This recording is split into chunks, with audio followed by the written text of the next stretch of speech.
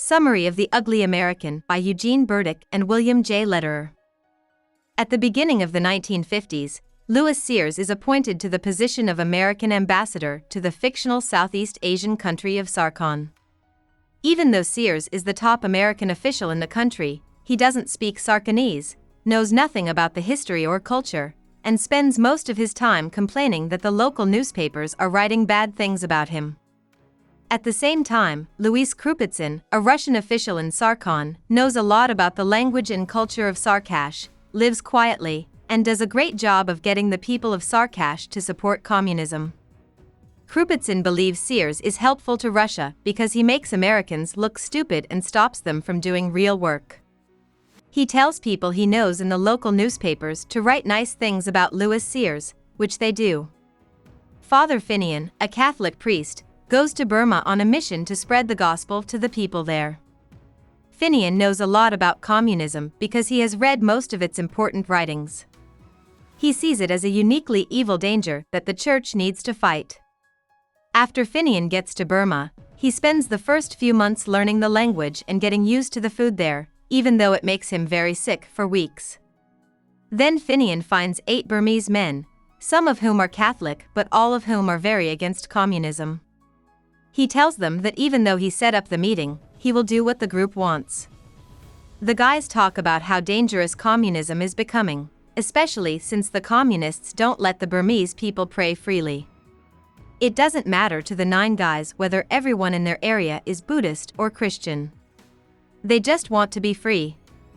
The men start a quiet campaign against communism by posting real articles written by communist leaders that are critical of peasants and show that communism will not really help the poor but will only gain power for itself. The 9 friends work together to get rid of communism's impact in their whole area. A Burmese writer named Ruth Jody attacks an American minister named Joe Bing while he is on an American press tour. All Americans love Bing's loud and showy personality, but Asians find him very rude and insensitive. For Jody, Bing is like most American officials.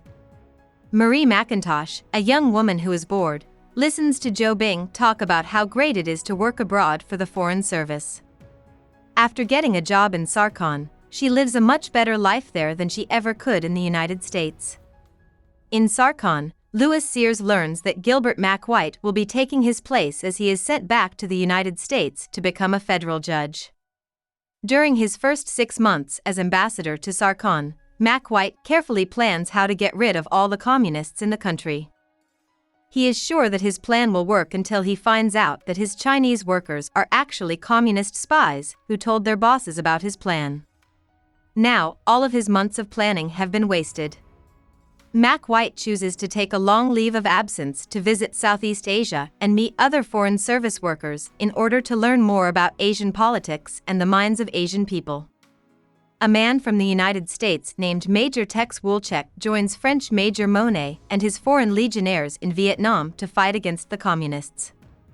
Monet and his men are great at fighting, but they always lose, and they don't know why. McWhite joins them as a watcher, and he and Tex slowly show Monet that the communists fight in a way that is very different from how the French do. To beat their enemy, they need to read a book by Mao Zedong, the leader of the Communist Party, to learn about communist ideas and strategies. Monet doesn't want to break with French military custom at first, but he finally agrees to use communist guerrilla warfare strategies, and they get their first win in months. French and American military chiefs don't listen to Tex, Monet, and McWhite when they tell them about their realization. American chicken farmer Tom Knox travels around Cambodia for 2 years, going to towns and showing people there how to raise healthier chickens. At a meeting with other Foreign Service workers, Tom suggests an easy and low-cost way to improve Cambodia's chicken population: add a few American breeds to the existing chickens. This will improve the country's chicken population and increase the number of eggs it produces. Tom's bosses won't support his plan because it doesn't sound big, amazing, or helpful right away, even though it is realistic. Tom is so mad that he quits his job and plans to go back to Washington, D.C., to raise hell until the American government agrees to pay for his plan. There is, however, a long and fancy trip through Asia and Europe that the French officials plan for Tom. They treat him like a distinguished guest. After months of traveling and living in style, Tom can't remember why he was so mad or upset about the Cambodian farmers and their chickens. Colonel Hillandale, an American, takes time off from his normal work in the Philippines to visit Sarkhan. Hillandale is interested in astrology and knows that it is a very important part of Sarkhanese society. While the Prime Minister is at a dinner with the heads of state of Sarkas, Hillandale reads his palm and gives him strategic advice. The Prime Minister asks Hillandale to read the King's palm, which would be a great chance for the United States to make peace. But American Ambassador George Swift doesn't believe in astrology and doesn't follow the rules when setting up the King's palm reading, which offends the Sarkhanese and takes away Hillandale's chance. Solomon Asch is in charge of a nuclear weapons meeting in Hong Kong. At the conference, the American team tries to persuade India, Thailand, and Burma to store their nuclear weapons in their own countries. Asch has strict rules and great planning for the American delegates, but the talks fail when one of them starts having an affair with a local woman every night, which keeps him up at night and makes it impossible for him to negotiate. In Sarkhan, American engineer Homer Atkins and his wife Emma move to a poor town in the country. The locals have a hard time watering their crops because they live on steep hills and have to carry water up from a creek below. Homer comes up with a way to power a water pump with a bicycle using only parts that can be found in the area. He gives it to the village chief, who then shows Homer to Jipo, the village handyman. Jipo and Homer start a business together as equal partners. They teach other people how to plan and build their long-lasting and useful water pump, which starts a new industry in the village. At the same time, Emma notices that all of the older people's backs are hunched over from using a broom with a short handle to clean. Since good wood is hard to come by, Emma finds a long, strong reed that can be cut into a long broom handle. She then shows the older people how to sweep with their backs straight when using a long-handled broom, so they don't have to hunch over. Senator Jonathan Brown goes to Vietnam from the United States to find out if the Foreign Service's progress is worth their huge budget.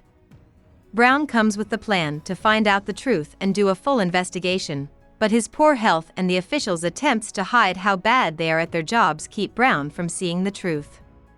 When Brown gets back to the United States, he tells the Senate that Americans are doing a great job abroad. As shown in McWhite's written evidence, the Foreign Service is useless and expensive. Brown claims McWhite is lying about this.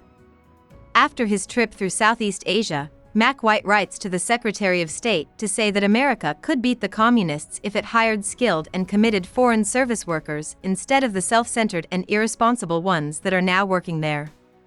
He makes a long list of requirements for new employees that will make sure they are professional.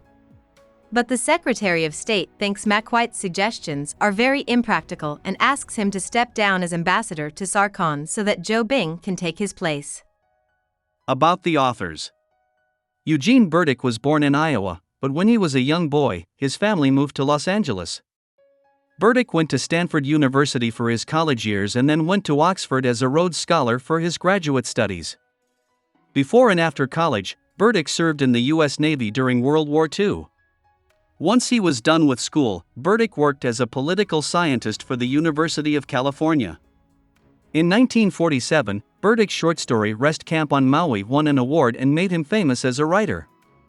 In the 1950s and 1960s, Burdick wrote 7 important political books, including The Ugly American in 1958, which made him a well-known and renowned author. He did, however, have diabetes and heart problems often during this time.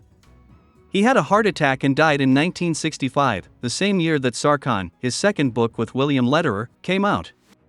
He was born in New York City. During his youth years, he quit high school to join the U.S. Navy.